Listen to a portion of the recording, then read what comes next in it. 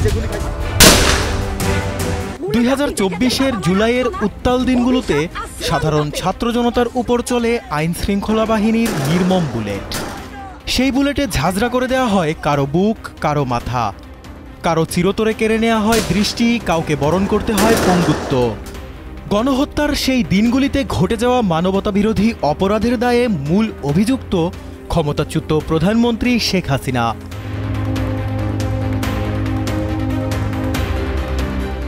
24-এর গণহত্যার তেমনই এক মামলায় আন্তর্জাতিক অপরাধ ট্রাইব্যুনালে প্রথম রায়ের ক্ষণগণনা চলছে। ঠিক 2024 সালের 17 অক্টোবর যে মামলার বিচারকার্য শুরু হয়েছিল, টানা প্রায় 400 দিনের ধারাবাহিক শুনানি, সাক্ষ্য গ্রহণ, প্রমাণ উপস্থাপন সহ নানা আইনি প্রক্রিয়ার পর হতে যাচ্ছে গুরুত্বপূর্ণ এই মামলার রায়, যার কেন্দ্রবিন্দুতে শেখ হাসিনা ছাড়াও আছেন সাবেক স্বরাষ্ট্রমন্ত্রী আসাদুজ্জামান খান কামাল এবং সাবেক আইজিপি চৌধুরী আবদুল্লাহ আল মামুন। কালকে যদি রায় হয় এবং রায় যদি ট্রাইব্যুনাল ওনার বিরুদ্ধে শাস্তি প্রদান করেন, তাহলে আমরা আরেকটি কনভিকশন ওয়ারেন্টের আবেদন ইন্টারপোলে আবার পাঠাবো, তার বিরুদ্ধে রেড নোটিশ জারির জন্য। ট্রাইব্যুনালে মূলত 5টি অভিযোগের ভিত্তিতে ঘোষিত হবে এই রায়, যার প্রথমটি জুলাই আন্দোলনের আগুনে ঘি ঢেলেছিল। নিশ্চয়ই মনে আছে শেখ হাসিনার সেই সংবাদ সম্মেলনের কথা। তার মানে কি মুক্তিযোদ্ধার সন্তান নাতিপুতিরা কেউ মেধাবী না?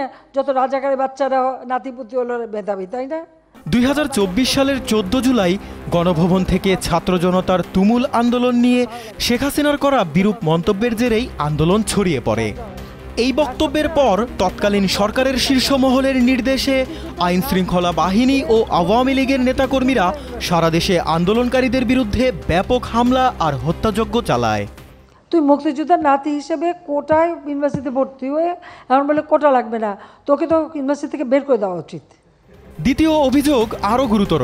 জুলাইয়ের সেই উত্তাল দিনগুলিতে কিভাবে হেলিকপ্টার থেকে গুলি ছোড়া হয়েছিল তা নিশ্চয়ই মনে আছে সবার। আমাদের গুলি করলো ভাই, আমরা বিচার চাই। হেলিকপ্টার দিয়ে গুলি ফায়ার করছে।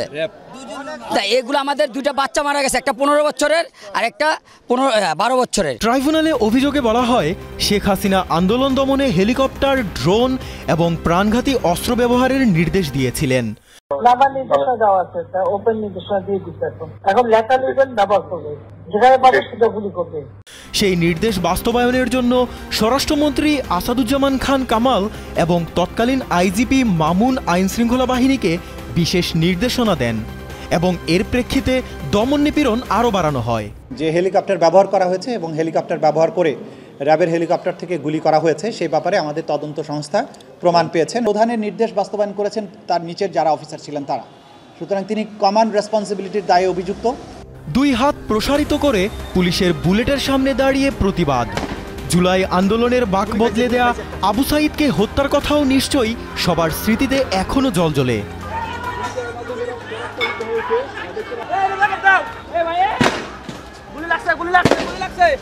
16 জুলাই রংপুরে বেগম রোকেয়া বিশ্ববিদ্যালয়ের সামনে শিক্ষার্থী আবু সাঈদকে গুলি করে হত্যার ঘটনাটি তৃতীয় অভিযোগ হিসেবে আনা হয়েছে। অভিযোগে বলা হয় সেই হত্যাকাণ্ডটিও তৎকালীন সরকারের দমনমূলক নীতিরই অংশ ছিল এবং 3 জন আসামি অর্থাৎ শেখ হাসিনা, আসাদুজ্জামান খান কামাল আর আবদুল্লাহ আল মামুন এতে প্রত্যক্ষ বা পরোক্ষভাবে জড়িত। তৎকালীন পুলিশ কমিশনার এবং সরকারের ঊর্ধ্বতন কর্মকর্তারা পরিকল্পিতভাবে সেই ঘটনাকে ধামাচাপা দিয়ে ঘটনাকে ভিন্ন খাতে প্রবাহিত করার জন্য আবু সাঈদের সহযোগীদেরকে আসামি করে একটা মামলা দায়ের করেছিল এবং যারা হত্যার শিকার হতে পারত তাদেরকে আসামি করে জেলখানায় বন্দী করা হয়েছে। 2024 সালের 5 আগস্ট পুরান ঢাকার চাংখারপুল এলাকায় আইন শৃঙ্খলা রক্ষাকারী বাহিনীর গুলিতে 6 জন নিহত হওয়ার ঘটনাটি এই মামলার চতুর্থ অভিযোগ। ওই অভিযানটিও তৎকালীন সরকারের উপরের মহলের নির্দেশে পরিচালিত হয় এবং সাধারণ মানুষের উপর নির্বিচারে গুলিবর্ষণ করা হয় বলে ট্রাইব্যুনালে উপস্থাপিত হয়।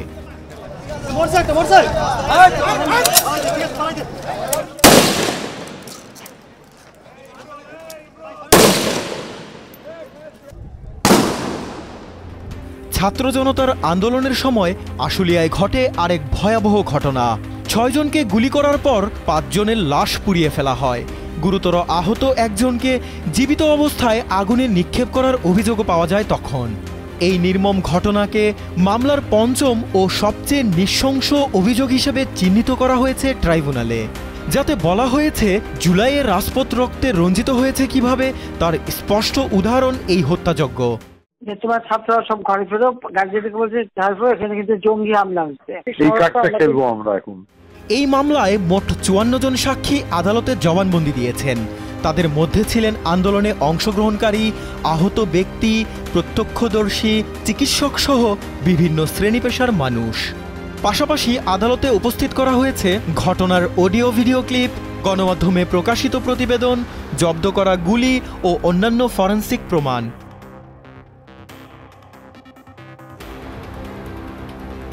জাকারিয়া হোসাইন, যমুনা নিউজ।